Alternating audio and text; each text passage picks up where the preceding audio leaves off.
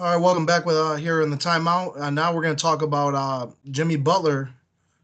Report came out that he questioned Brett Brown and kind of using Jimmy in a more of a superstar way in their offense. Kind of get you guys' thoughts on that. Real quick, I'll just say this is kind of for me, this is the drama that follows Jimmy Butler, and this is why it's dangerous to take a chance on him right now. So just really curious to see what you guys have to say about this, and kind of my opinion. I'll get more on after you guys are done, but this to me is probably the beginning to the end of what the Philadelphia 76ers thought they were building.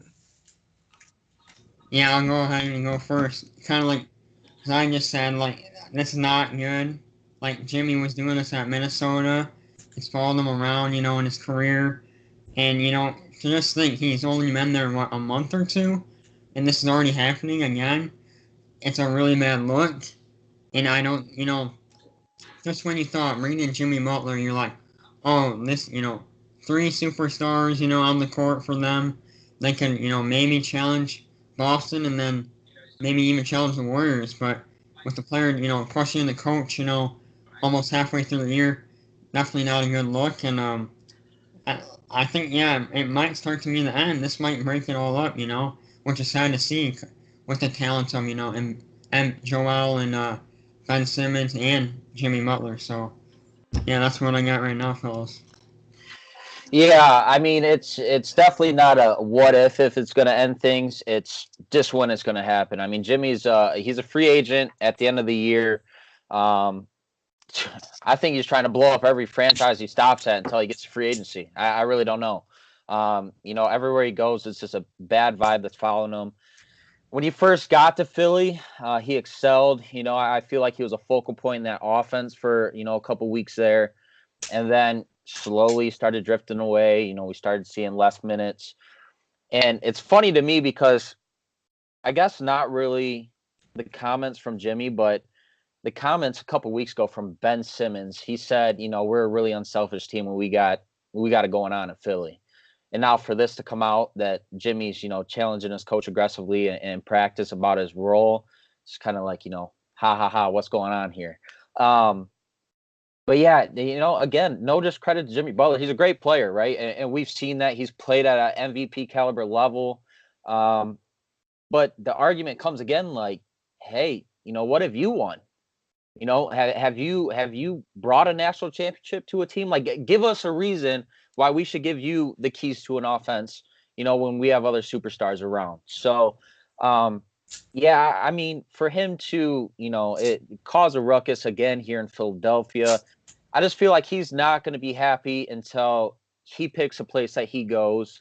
And I think that process is going to be, drawn out. I don't think Jimmy Butler this offseason starts free agency is like, okay, I'm going here. I think he's going to let a lot of the other superstars sign that are free agents this year and say, a team like the Knicks, for example, if they don't sign anybody big time, I could see Jimmy Butler going to like a Knicks or somewhere where, again, a coach is like, hey, here's the keys to the offense. You can be that main player. Because I think, not to call him a crybaby, I guess, but that's kind of what he's doing. In Minnesota, he did it. Now he's doing it in Philly. It's almost immature, to say the least.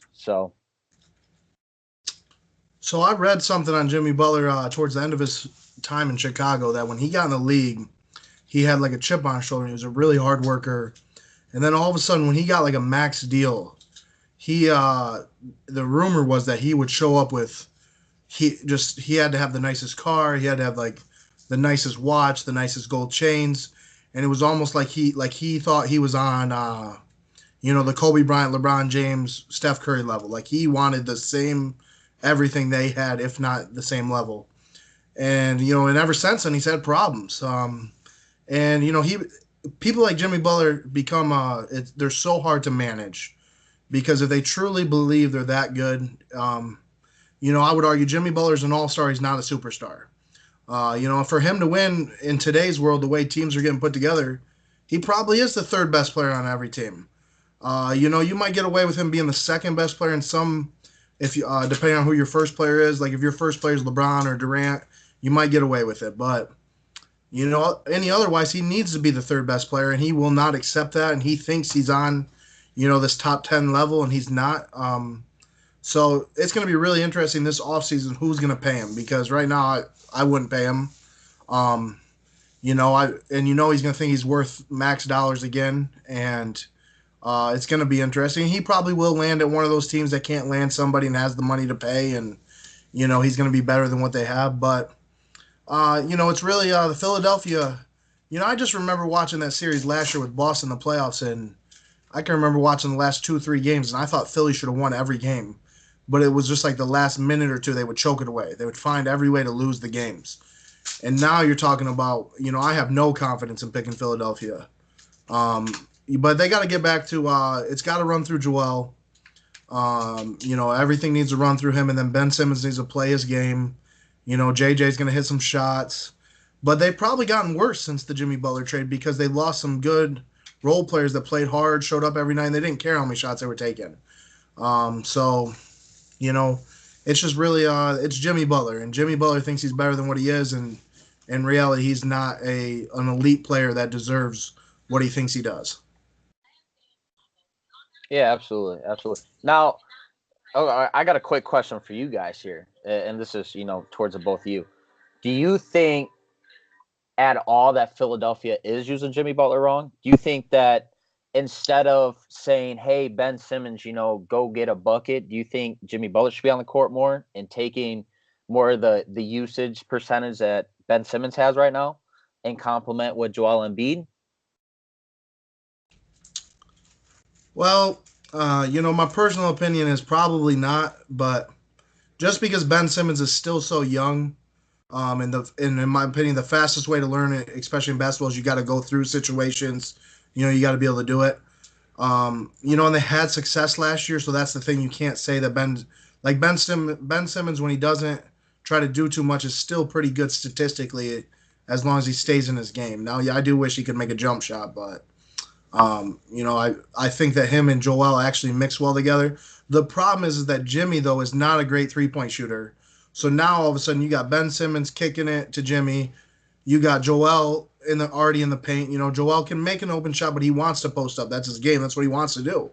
And now Jimmy's got to drive in there, and your spacing is just bad on that team with those three guys. I think kind of it's a little bit on Jimmy that, when the situation didn't work in Minnesota, but when he got traded to a team that, again, he doesn't, and kind of the same problem you had in Minnesota. You had Wiggins, Jimmy, and Towns, like three guys that aren't going to all work well together because you don't have you don't have a great shooter. You don't have Klay Thompson out there. You don't have guys like that. So it's just, I just don't think the three of them gelled it well together. So it's almost like you got to be able to rotate three of them, where two of them are on the court together at the same time. You got to rotate and find the way it works. So, but I wouldn't want to be in that situation, because, Jimmy's probably a 2 guard, and he's got to play the 3 guard because JJ can only play the 2 guard. Right. JJ's just one of those players that can only play the 2. He can't play the 1.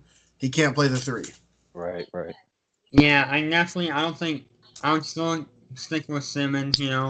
I went as your main, and Embiid as your main guys. And like Zion brought up a good point. Jimmy, since he's earned that contract, back in Chicago, his days there, now he thinks he should be the main guy, getting, most of the ball most of the time, which, I wouldn't want to be in that situation either, because I think, Simmons is really talented, and Embiid and those guys, but when you brought him in, that kind of screwed up what they had going on, and I would like to think that they're going to figure it out, but I don't know. They've had a tough stretch lately, and if he continues to blow up on the coach, he might be gone sooner rather than later. Yeah, no, I absolutely agree with you guys, and like I said, no discredit to Jimmy Butler. He seems like he's a guy that he likes to compete, and he's got a fire in his stomach, but it comes off. Again, when we see this stuff and when it's getting out to the public through, media, social media, Sports Center, things like that, he comes off as a diva. So he's got to pick another way to do it, whether it's just on the court. When he gets in the game, he could take over games. We've seen Jimmy Butler take over games. So that's something where, if he's in the game, and like you said, Ryan, if he's switched out with Ben Simmons and it's Jimmy and it's Joel Embiid, that's your time to shine right there. And I think if you do that on the court instead of doing it with your mouth, you'll be just fine. And then we're not going to have talks like this where, again, is Jimmy Butler that diva that he's coming off as? So I agree with you guys. I agree. That's going to do it for Jimmy Butler. And next, we're going to talk a little bit about Penn State hoops.